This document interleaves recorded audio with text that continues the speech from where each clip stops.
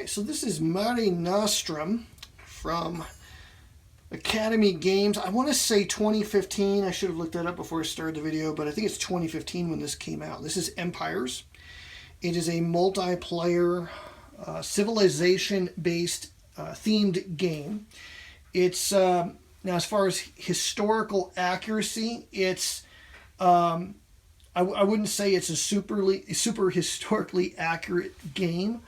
It's more game than history. Okay, it's got a historic theme, but it blends history with mythology and has some very clever mechanics that make it a very good Civ-based game. So as a game, it is superb. The quality of the components are great.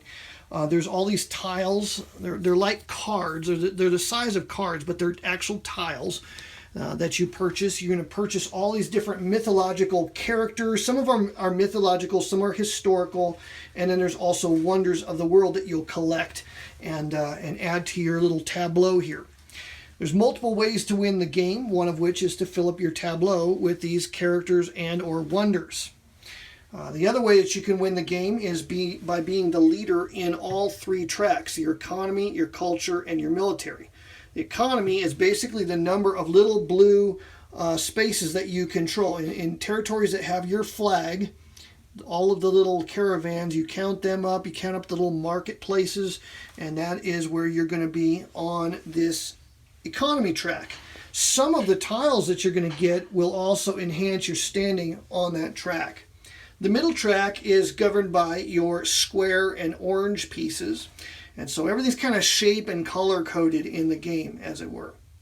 So the number of spaces that you control, wherever you control spaces, you look at the number of orange pieces in there, and any of your characters that add to that, like say Hamilcar here adds another orange square. You keep track of that on this middle track here. The military track is a number of your military pieces, and they're all triangular shaped on their bases. So the legions have a triangular shaped base, forts have a triangular shaped base, and even the triremes, the fleets, have a little triangle on it.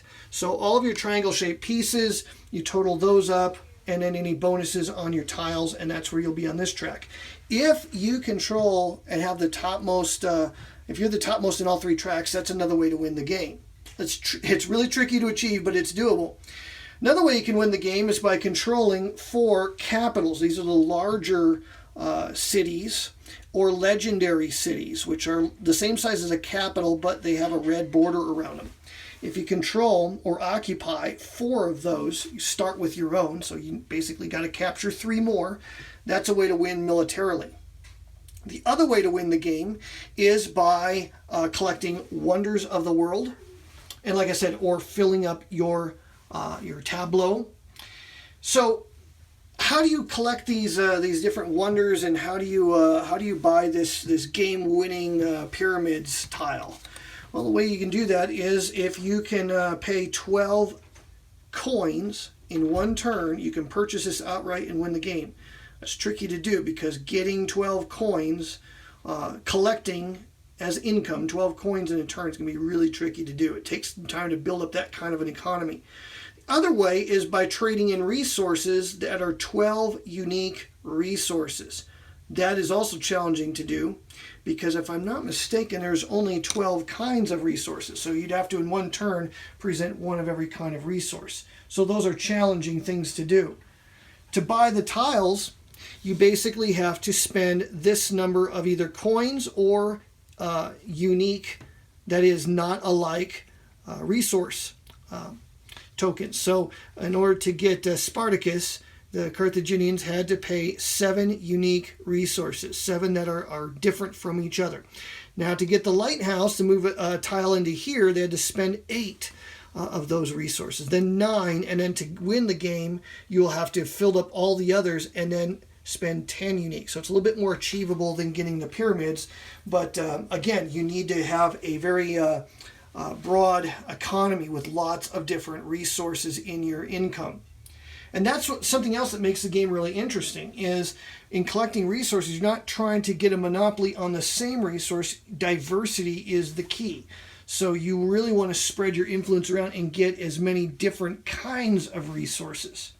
There's also a really cool trade mechanic where you're going to trade a certain number of resources with one another.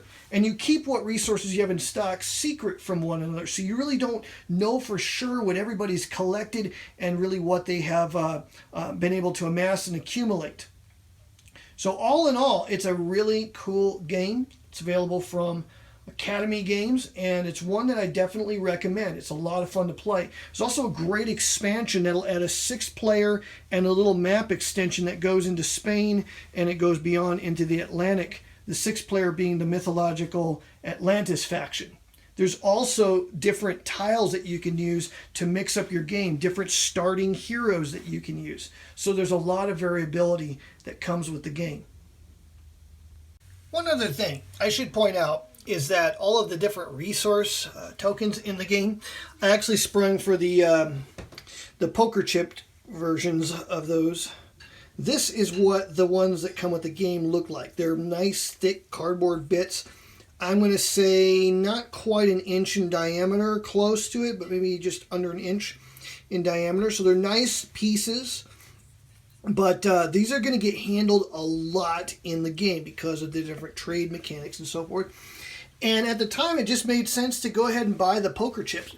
And so the poker chip versions are really nice. Nice, thick, heavy plastic. Feels like a deluxe poker chip would feel. Got a nice little glossy sheen to them. And these things are absolutely fantastic, and they're going to hold up to the wear and tear over the long haul. So that's another option if you do want to look into the game. Be sure to check that out.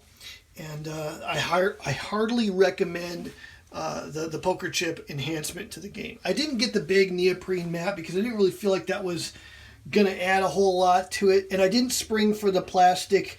There's bits that can fit in place of the caravans and the markets, little plastic 3D pieces. But I kind of felt like there was already enough 3D going on the map, and I just, I didn't spring for that. That just seemed to be something I wasn't going to use unless I had the bigger map, and I decided to go with just the standard size. So there you go, Mare Nostrum Empires, and like I said, also there is the expansion that goes with it that will enhance the game with the additional 6th player. It works best, I think, with 4 or more. I think if you have 3 players, the game's pretty tightly balanced, and I don't think it works as well as a 3-player game. I think when you have 4 and 5, that for me is the sweet spot for the number of players. I think that the interaction that you're going to get there and the play balance is just right. So it's a pretty cool game. Not a lot of downtime with it. I feel like this is a pretty interactive game as well. And heartily recommend it.